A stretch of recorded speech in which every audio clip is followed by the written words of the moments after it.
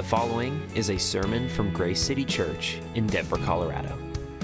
Grace City exists to make and mature disciples of Jesus Christ. For more info, visit gracecitydenver.com. Today, we'll be reading from Psalm 61. To the choir master with stringed instruments of David. Hear my cry, O God, listen to my prayer. From the end of the earth I call to you when my heart is faint. Lead me to the rock that is higher than I, for you have been my refuge, a strong tower against the enemy. Let me dwell in your tent forever. Let me take refuge under the shelter of your wings. For you, O God, have heard my vows. You have given me the heritage of those who fear your name. Prolong the life of the king. May his years endure to all generations. May he be enthroned forever before God. Appoint steadfast love and faithfulness to watch over him. So will I ever sing praises to your name as I perform my vows day after day. This is the word of the Lord. Thanks be to God.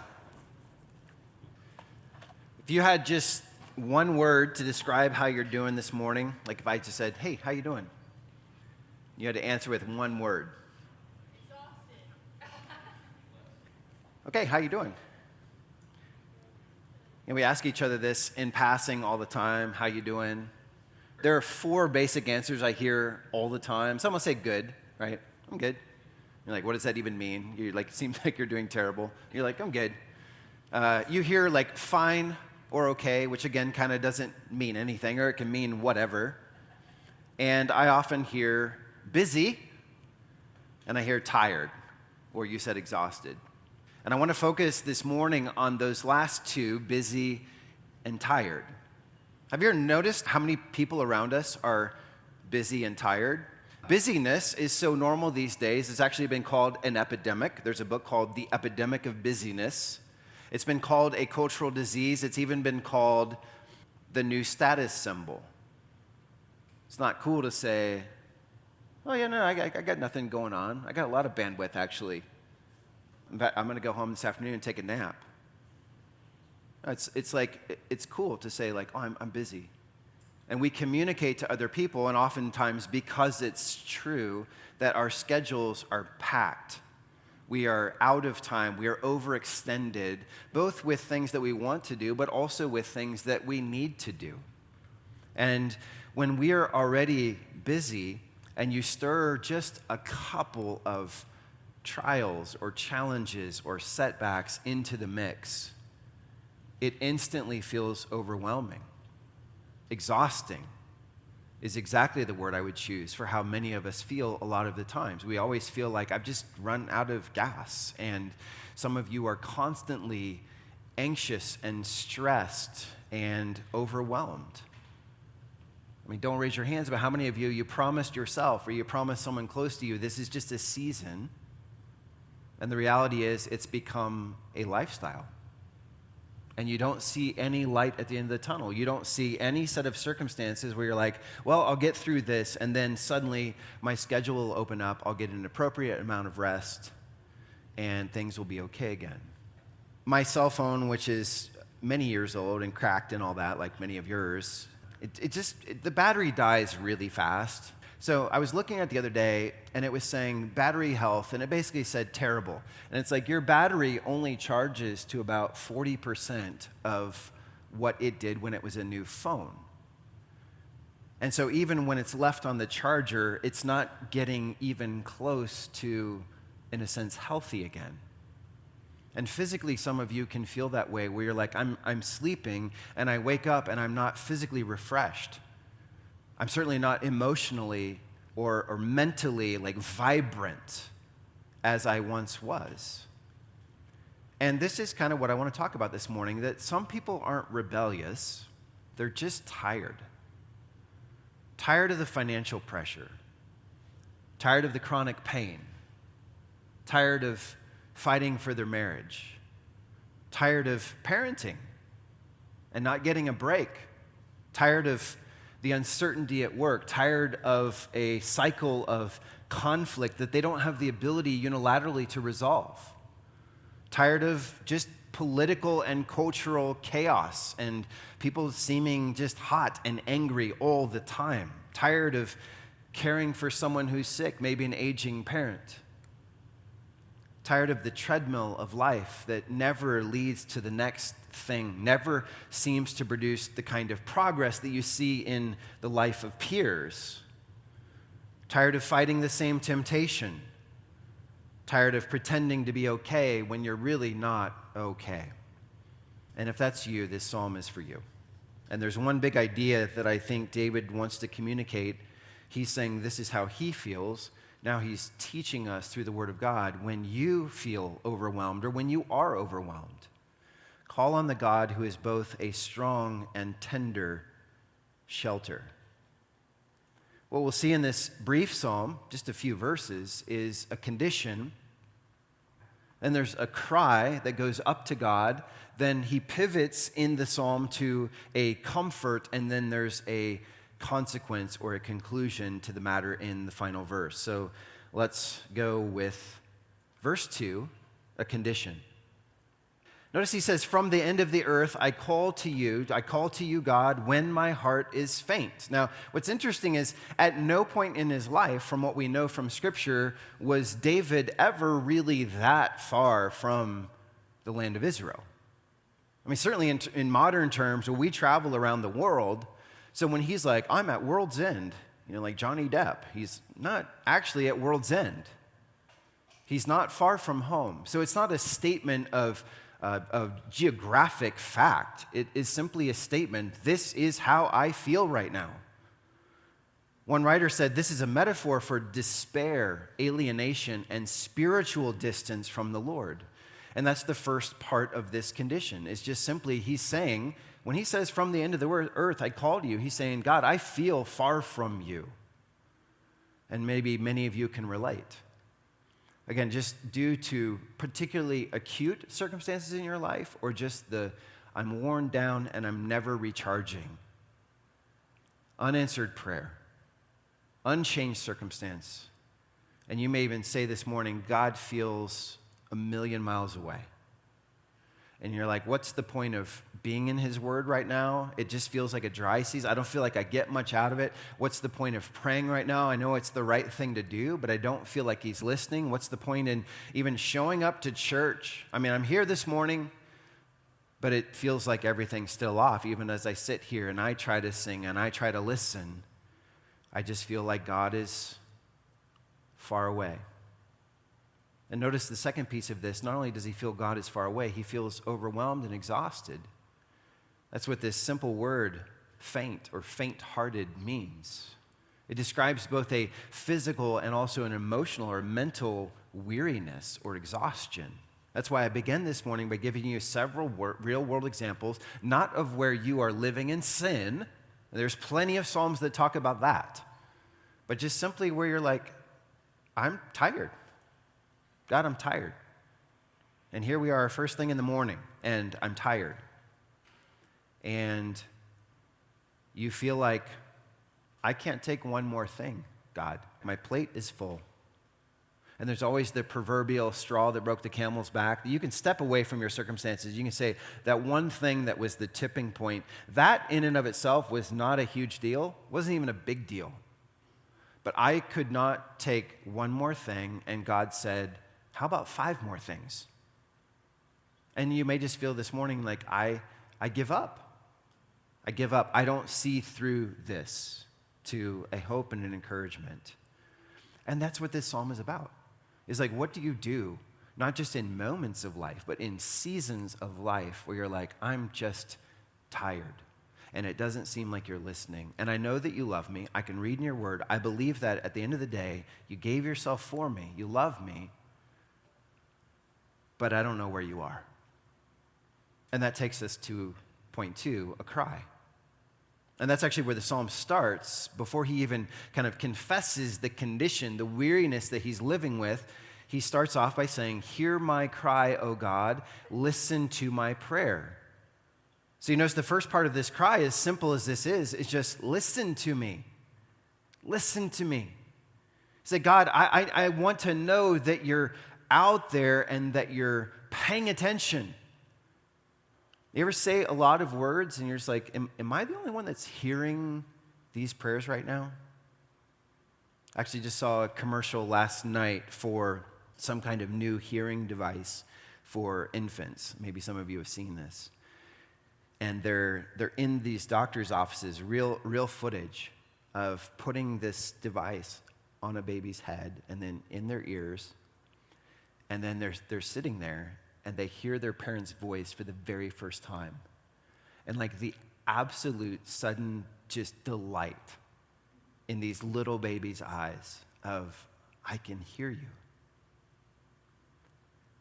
David wants to know, God, you're not just there and you can kind of see my mouth moving, but you delight to hear me. That's the first part of this cry or request is, I need to know, God, that you're paying attention. This is like the cry of the children of Israel in bondage in Egypt, right? They keep praying and crying like, God, do you see? Do you care? Are you paying attention? Is any of this getting to heaven? Listen to me. The second part of verse 2, notice he says, then lead me to the rock that is higher than I. So not only listen to me, Lord, but he's saying, lead me. And some of you may feel this where you're like, I see the rock. I may even know that this is safety. And you're like, but I can't get there. I don't have the strength to get there on my own. I don't know how to get to the top. And you're saying, God, I need you to be present in my life. And what I hear here is basically like, I can't come to you, God. I need you to meet me where I'm at right now and take me where I need to go. Then verse 4, he says, let me dwell in your tent forever. Let me take refuge under the shelter of your wings. So he's saying, listen to me, lead me. Now let me. He's basically saying, God, I don't have any demands. I do have a request. Can we be together? Would you let me be present to experience your love, your care, your tender and intimate fellowship? Then verse 6, prolong the life of the king. May his years endure to all generations. May he be enthroned forever before God. Appoint steadfast love and faithfulness to watch over him. What he's saying is, lengthen me. Lengthen the life of the king. And the picture here, if you know kind of the history of Israel, is that when they had a good and righteous king, the entire nation, the entire kingdom prospered. And then the next king would come along, and that king would turn away personally from the word and the way of God, and the entire nation would stumble and would fall and would experience discipline, would experience darkness in God's providence. So this prayer is like David is the king probably at this point.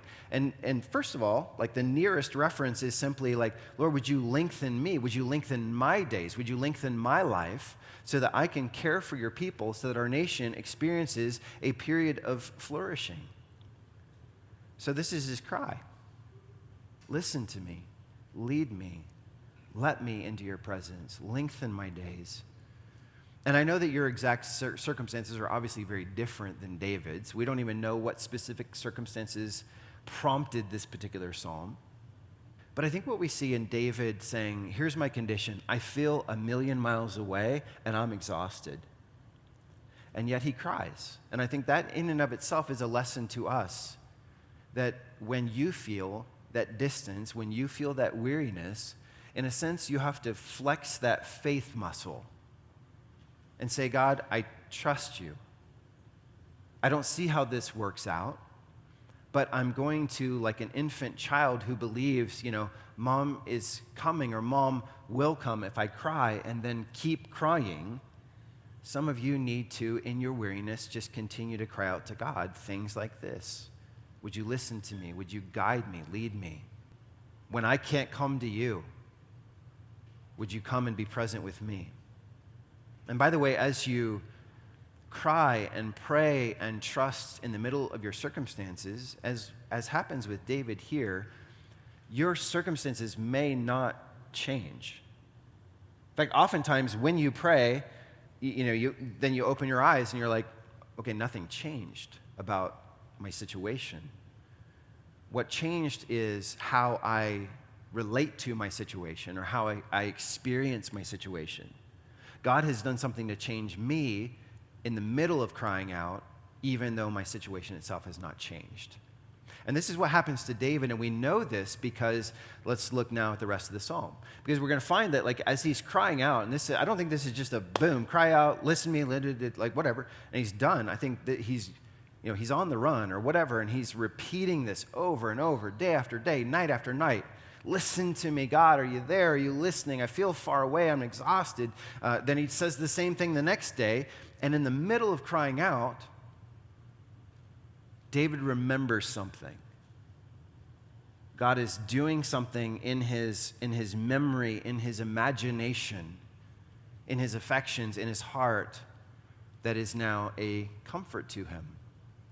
So look at the end of verse 2 where he begins, lead me to the rock that is higher than I, for, he's going to give a reason why he prays that with confidence, with hope. For you have been my refuge, a strong tower against the enemy. David's acknowledging life is stressful, life is lonely, I feel alienated from you, but here's the point, and here's his comfort. God has been and will continue to be my source of safety and salvation. He's saying, you have been my refuge, and as I call that to mind in the midst of something hard, I'm remembering what you've done for me. Lord, and you picture this, a refuge doesn't stop the storms from happening around you. A refuge does stop the storm from happening on you. Okay? It doesn't often remove the trial, but it gives you a place of safety in the midst of the trial. That's what a refuge is doing. I mean, by definition, in a sense, the refuge is taking the beating of whatever the storm is, as it were, or the attack, so that the person inside the refuge is safe and sound. Now, I want to slow down and unpack this because one of the uniquenesses in this particular psalm is this series of 4 pictures that David gives. God, you're a refuge like this and this and this and this. He says you're a rock, you're a strong tower, you're a tent, and you are like the wings of a mother bird. Okay, and I want you to pause and think about each of these with me and how each one is this refuge or this source of safety and salvation. So first of all, he mentions this rock that is higher than I, verse 2. And I put this picture up here so you can see with me, this 3,000-foot sheer granite monolith in Yosemite called El Capitan. El Capitan is a rock that is higher than I. This is what David is picturing in the Middle East. There are places like this, sheer cliffs, where if a storm is coming, a flood is coming, or an enemy attack is coming, the safe place is to be on top of that rock. And he may even be looking at something like this and saying, like, well, that's great, but how do I get up there? And that's why he's like, lead me to and upon this rock that is higher than I. Then he moves on. God, you are a strong tower. And I want you to picture this medieval fortress. This particular one's in the middle of Milan. Now, a fortress is different than a rock because it's purpose-built for safety. I mean, this particular one, there are plaques as you walk through this Sforza castle that this particular tower is a part of. And there's this part in the castle where you're going through these layers of gates and bars, and by the way, like as you go through these hallways, there are little slits and little holes where someone could shoot an arrow at you, but you could not shoot an arrow at them. And then you go into the keep, like this inner portion where there's a courtyard, and up into this tower.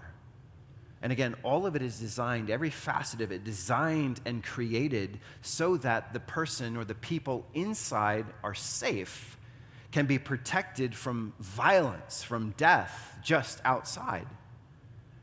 And he's saying, you're like that, God. You're not just this massive monolith of power and strength and awesomeness that takes my breath away. Your life is designed, and your activity in my life is designed purposefully, intentionally to safeguard me as I'm hidden in you. And then he moves on to this picture of a tent. And this is a very different kind of refuge, a tent is. And if you're picturing a camping tent, you're like, how is that more safe than this? Okay? If the enemy's attacking or if there's a flood coming, who wants to be in the tent and who wants to be in this? Okay? You want to be in this. But I don't think that's the right picture. I don't think he's talking about like this camping tent, this nomadic tent of, woven fabric and animal skins, because he says here, your tent. And in the days of David, what was the Lord's tent? It was the tabernacle. So David is actually giving a picture like this. I'm not talking about something that is literally a stronger refuge than a fortress. I'm talking about a different kind of refuge. The tabernacle is the place. God gave this to his covenant people Israel, and he said, if you obey my commands and you worship me and you love me and you fear me, this is where I will dwell in your midst. I will put my glory and my presence right in the middle of you for your protection, so all the nations may know that there is a true God and a true Lord who goes with his people and fights for his people. And of course, part of this that you can see is this brazen altar out front and this laver for washing. And there's this picture of, to get to where God is in the most holy place, you have to come and there has to be sacrifice for sin and there has to be cleansing, washing. And then you come in and there's this incense and a beautiful smell and the sacrifices and prayers of the people and all this stuff is going on. And what David is now saying is, I just want to live here. In your presence is what he's saying. Your presence is there. And this is more a picture of spiritual protection than it is physical protection. But he's saying, if I can dwell in your tabernacle, in your tent, what does that mean? But that you've accepted me by grace. You've washed away my sin. You've forgiven me. You've reconciled yourself to me. And I am safe in a way, in a kind of safety that's way bigger than just my body is safe. Because if your body is safe and your soul is not safe, and some of you have been there, and you're like, physically nothing's going to harm me right now, but you're still in turmoil. You're still exhausted because spiritually something's not right. Well, so he's moved from a picture of just this strength and awesome stability of this rock to this intentionality of a fortress, now to if I can dwell in your tent, I'm with you. And that means you've done a lot of work in my life to show your love and your salvation, to welcome me in to this place of fellowship. And then finally, in speaking of taking refuge under the shelter of your wings, David shares this image of a mother bird. And again, the point is not that a mother bird protects better than a fortress. She doesn't. Okay, you wouldn't want to crawl up under there if it's like, this is really, really dangerous and the arrows are being launched at me and the flood is coming. But again, it's a different kind of protection. It's a different image of refuge. See, a rock and a fortress are impersonal. The wings of a mother, as it were, is personal. Now, it's zoological, but you know what I mean. Instead of being inanimate, like a rock or a fortress, it is animate. Instead of being a passive protection, the wings of the mother bird are an active protection. And instead of being just this rock-like, impenetrable kind of refuge, it is a compassionate, a fiercely tender kind of refuge. And this is what David's saying is, God, I'm comforted by this reality that you're both this all-powerful, impenetrable refuge for my life. And simultaneously, these other two metaphors, you've welcomed me in. You've taken me under your wings.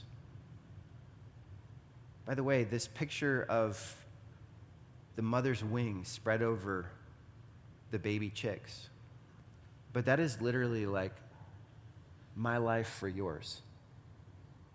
See, if something attacks, they have to tear into and wound and destroy the mother before they can get to the children.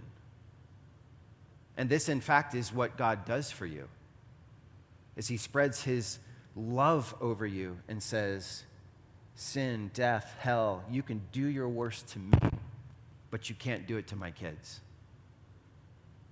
So, again, David's first comfort is this reminder that God has been and will continue to be his source of safety and salvation. And now as I put all 4 of those images up there for you, I just ask which of those images resonates the most with you? Just where you're at, the kind of exhaustion that you're experiencing in your life right now, the kind of distance that you're experiencing from God. How are these images inviting you to believe and to trust that God draws near to you, that he's for you, that he cares deeply about your sense of anxiety or stress or weariness or exhaustion, and that he's coming into your life as you cry out to him and saying, I want to comfort you. I want to assure you that I am strong enough for you and I am good enough for you to be your shelter and the only one you need. Now moving on, verse 5, there's a second comfort. For you, O God, have heard my vows. You have given me the heritage of those who fear your name. So his second comfort here is that God has and is an inheritance for those who fear him. That's what the word heritage means. We would use the word inheritance today. But you think about for a moment, who gets the inheritance? It's the children. It's those who are related either by birth or by adoption to the one giving the inheritance.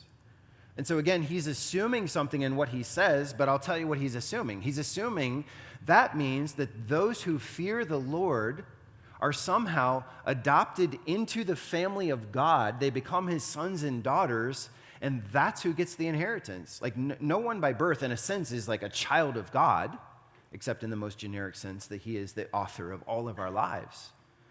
But he's saying, for those who fear him, I come to you and I say, I adopt you. You are mine. I give myself for you, and everything that is mine is yours. And as he calls this to mind, he's like, God, you feel like you're a million miles away, but when I remember your inheritance, when I remember your adoption, and this is what I picture. I just picture this guy who's tense, and he's like, I am worn out, and as he meditates and rehearses these 2 comforts, I just kind of see just the tension go out of his body. And maybe a little smile spread across his face, where he can say, again, nothing has changed. The storm is still raging out there, but it's not raging in here, because I've come under the protection, the salvation of God's refuge, and I believe that he's for me, not just now, but he will be for me forever, and whatever it is that he owns and deserves, he gives to his kids, and all of that is mine in him. And now it's with this confidence that David can then burst forth with this so then, or therefore. You see it in verse 8. So will I ever sing praises to your name as I perform my vows day after day. So here's his conclusion. When you know that God is for you, regardless of how you feel, your heart can change, even when your circumstances have not changed. And notice 2 things. He, first of all, worships in response to God's protection. God, I will sing praises to you now and forever. These bones are weary. This heart is faint. My mind is all over the place. That doesn't have to prevent me from singing. And by the way, when you do like David, and I mentioned like flexing the muscle of faith, but another thing that works is sometimes you're not sitting here like, I feel so awesome about God and what he's doing in my life, so I can sing. But you're like, I'm going to sing because I know that he is. And in the singing, in the proclamation of God, you are worthy of this and worthy of this and worthy. And there's something actually, this extra layer of just singing and making music that's different than just talking and praying. And I don't know how that hits, but that's how God wired us. He is a God who sings. And when we sing his praise, something changes in us where we're like, you are worthy regardless of my experience. And we see him shaping us in this way. You notice also that he obeys. He doesn't just worship, but he obeys in response to God's protection. This is that piece about the performance of vows. When I dug into this, the performance of vows typically in that day was, you ever been in a jam and you're like, God, you get me out of this, I'll go to church on Sunday, I'll try to be a little more generous with my time, and there can be like a little bit of this bargaining with God, but it's kind of making a vow. And the scripture cautions you, don't make rash vows, don't say stuff just to be like, oh, I'm manipulating God, I'm bargaining God. You can't manipulate God, we try sometimes. But it's a genuine, like, God, as you call my attention to this, I promise this in response to who you are. And so David's now like, I'm not even out the other side of this yet, but I'm performing these vows. In other words, I'm keeping my promises to you. Like, maybe one of his promises was, God, I'm going to keep journaling these Psalms, and I'm going to keep writing, and I'm going to keep singing, and I'm going to keep praising you no matter how I feel. Or maybe one of his vows was something like, God, I promise, I vow to rely on your strength and not just my own strength. I mean, I'm king. I have a lot of power. I have a lot of authority. I've got armies to protect me. But maybe one of his vows is, I'm not going to rely on me to protect me. I'm going to rely on you to protect me. And I love this gospel order, by the way. You notice he's not saying, I sure hope to earn your protection by my awesome worship. I'm going to sing and sing and sing, and then you'll get me out of the jam, or then you'll energize me. And he's not saying, I sure hope I can perform enough vows that you pay attention. You're like, man, if everybody down there, David's doing a pretty good job of keeping his promises. I should probably do a solid for him. He's on the other side of this, and he's saying, because I remember your favor, I remember you have been a shelter, you have been a refuge. I remember you are a good and a great God, and because you have been my rock, my protector, my safety, my shelter, my salvation, because you have been those things, now I'm loosened to sing and to praise you, and I'm strengthened to keep my promises to you. I can obey you because of your work in my life. And I just want to ask, like, if the culmination of this is worship and obedience, I just ask, how much more true is that of us today, family, when we're looking back on the life and death and resurrection and ascension of Jesus Christ? Stuff he didn't even know about. See, it's really a psalm about Jesus, isn't it? I mean, you talk about like, oh, king, live forever. We still say that. May the queen live forever. May the king live forever. And obviously that king or queen is not going to, but part of the idea is may the kingdom of the king, may the kingdom of the queen endure forever. But David's going to die, and his son Solomon is going to be king in his place. The only king who literally reigns forever before the face of God, before the face of the Father, is Jesus Christ. This is ultimately a psalm about him. Jesus is the rock that is higher than I. Jesus is that strong fortress. His life and the gospel is purpose-built to protect you if you come and hide yourself in him. He has found a way to deal with your sin. This picture of the tabernacle, he's like, I have torn the curtain that separated you in your sin from a holy and righteous and perfect God. I've opened the way and said, come into my fellowship, come into my life, come into my tent, and let's do life together, now and forever. That's Jesus. Jesus is the rescuer who spread his wings over you. And this is always one of my pictures of the cross, like arms literally extended and nailed. But I picture him picturing, the Bible doesn't say this, so just roll with me. But is it possible he's picturing imagery from the Old Testament of, I will, like a mother bird, spread my wings as a shelter. And the storm will rage, and the nails will pierce, and I will bleed out. But everyone who comes under the shelter of these wings will be safe. That's what Jesus has done and is doing for you forever. Furthermore, Jesus reconciled you to the Father, so you're adopted into his family and you receive the inheritance. The New Testament says everything that belongs to Jesus is now yours in him. You see what this does when you're like, I feel God like you're a million miles away, but I can read a psalm like this and remember you're not. You're with me. You're for me. I'm exhausted. I'm weary. I'm worn out. Just a moment of transparency and vulnerability, because everyone says they love that until you actually say something and then like, I don't know, he should have said that. But I mean, we're into week 5 of not having AC during this record-setting hot summer. Friday set another record. Yay, another 100-degree day. Well, when it's 86 inside, and I mean, Marty loves that. She's like, I'm in my sweet spot. 80s, 90s in the house are phenomenal. I'm dying, okay? Like death. Like I just feel my life leaving me. And this guy keeps coming back and spent all this money on control boards and wiring harnesses, and because there was a fire in our basement. There was an explosion and a fire because high voltage backfed through low voltage wires and like so everything's dead. So we replace all of that, and he plugs the breaker thing back in. Like, well, there we go again. You know, that took 2 weeks to get all those parts, and now they're all dead again. We got to order the same parts again. So he comes back, puts a third control board on. I'm like, I don't think you should do that until you figure out where this voltage is coming from. And he's like, yeah, I don't know. So he just leaves. And I texted him yesterday, like, hey, just want to hear from you. Just want to touch base. Like, should I hire someone else? Are you coming back? What are we doing?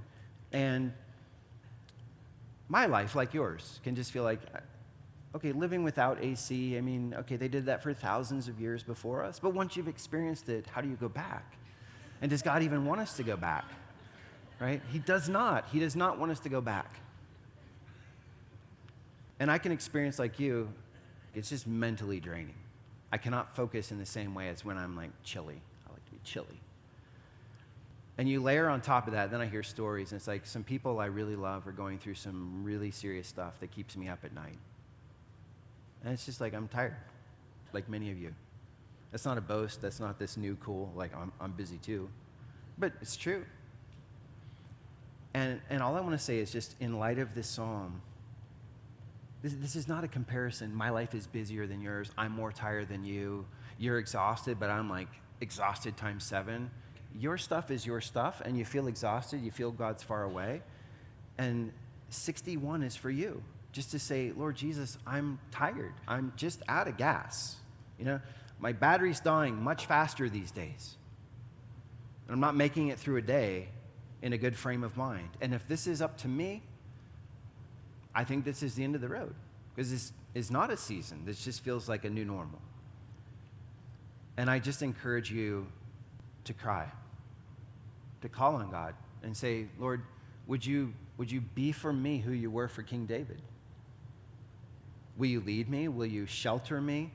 Will you enable me to experience both the bomb-proof strength and solidity of your character in my life, and also know that these intimate images of you wrapping your arms around me and loving me and giving yourself for me, that this is who you are in the midst of all my stuff.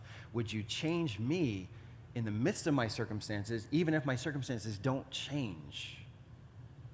Will you restore my soul? Will you recharge my battery spiritually?